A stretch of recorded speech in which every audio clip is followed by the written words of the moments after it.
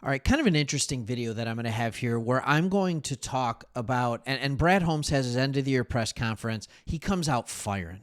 But one of the things that I took away from it, he started talking maybe one and a half minutes into his press conference. You can listen to it for yourself, but we're also going to hear it here in a minute. And he talks about the medical and performance staff after they revamped it in the offseason. The Detroit Lions had been a team which seems like for the last 30 years that has just struggled mightily with injuries. It seems like every single week, week in, week out, our injury report was larger than whoever we were playing against. And that changed this year. It started trending in the right direction last year, but that completely changed this year. And I think there's absolutely a reason for it. And I'm going to go ahead and just let you listen to a little bit of this Brad Holmes press conference, and we're going to kind of get into it. Hold on one second here. It's a lot that goes into it. So much appreciation to them. This was the first season where after we kind of did a revamp of our medical and performance staff this year, and I thought they did a phenomenal job. I couldn't have asked more. We couldn't have asked more for everything that they did. And our pro scouting department, So, yeah, I mean, he goes on to, talk about how good a couple of other departments were and, of course, talk about Dan Campbell being good and all that kind of stuff. That's not what this is about. What this is about is the medical and performance staff. And I remember last year pulling up articles and making videos about like how the Lions made or tricked the NFL or made a sneaky move that will put them ahead of the rest of the NFL.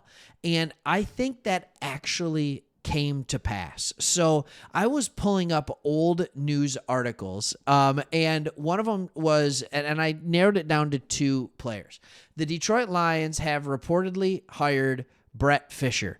This was almost 1 year ago today. All right. It talked about how we struggled with injuries. And Lions head coach Dan Campbell said, no, I don't feel like it's something that we did different when asked about the number of injuries in early October. I mean, I don't feel like it's because of the way we went about stuff. And I think things happen in this game. I mean, some teams, they don't put everybody on these injury reports. Some of them will practice. They don't practice. And I remember he was talking about all this. And last year, that's what it was, especially in the beginning of the year. The players didn't seem ready to play at the level in which they needed to. There was another hire that they did where they hired head athletic trainer Mike Sundin. And this is a guy that was coming out of, if I remember correctly, it might have been the guy coming out of Arizona. He had worked with a lot of stuff, and he's a PT consultant, for the Cardinals since 2007. He had started like his own actual like workout and training facility down there, and we were bringing him on, all right, as our head athletic trainer. And so what their job between these two guys, it was kind of simple. All right. It was kind of simple. It was prepare the players and then keep them healthy. And I think the big difference that you saw this year from years past was, number one, obviously less injuries. Okay. There were less injuries. And were there still some of the major injuries, Mosley getting hurt and not expecting that? James Houston getting hurt, C.J. Gardner-Johnson and the torn pec. Like, there were some big injuries. Jonah Jackson battled injury troubles. Vaitai, that was totally expected, right? Battled injury troubles. But when you look at the grand scheme of things, that's not that bad. And I felt like the injuries were less than they were in years past. But the other one is that the year started with less injuries. So it wasn't this heavy, big injury list. And you're like, how is this big of an injury list in training camp? How is it this big of an injury list in the preseason? How do we have 12 players on that are hurt for the opening game? Because the training staff did a good job of getting the players' bodies right before the season, and then they kept him right throughout the season.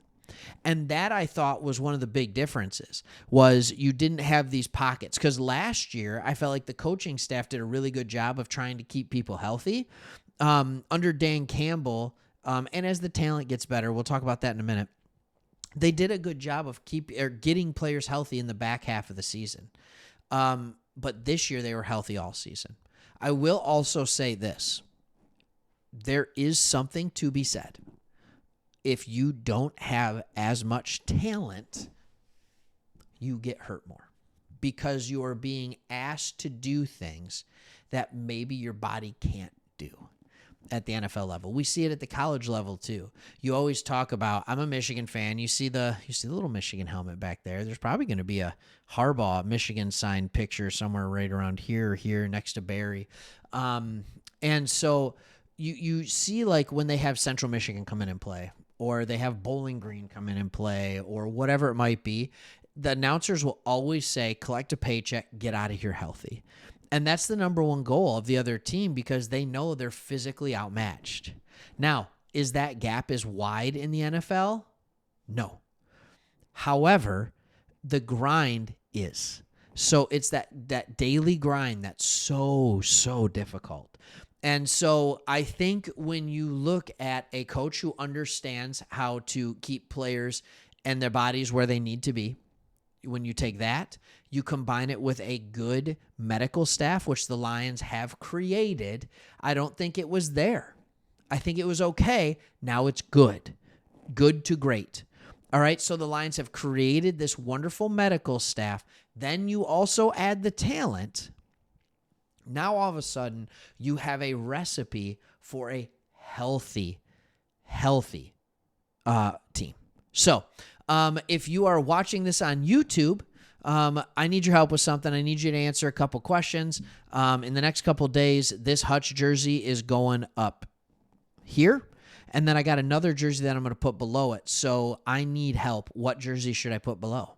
I got some unique ones. Should I go movie? Should I go former player? Should I keep it in the Lions family? Should I go to other NFL players that I love and throw a jersey up there? Like, these are the questions that I need help answering. I mean, we got the new banner. Don't worry. We got a Lions helmet. See it? There it is. It's the only part I didn't like about the banner is that where I had to put it, it covered up the Lions. But that is, I think, the big question that I have to ask you. If you're seeing this via our website, sportstalkdetroit.com, I have the same question for you. Please reply in the comments to that as well and get connected there. And that's a good reminder for everybody here. We have a new website, sportstalkdetroit.com. We just put that thing up like a week ago. So if you want to see these in a more written form, or even if you want to watch the videos, remember the best place to do that is at sportstalkdetroit.com. All right. Thanks so much for watching. Thanks so much for reading. Thanks so much for listening. However you're doing it, we want to be your go-to source for Lions content. See you on the next one.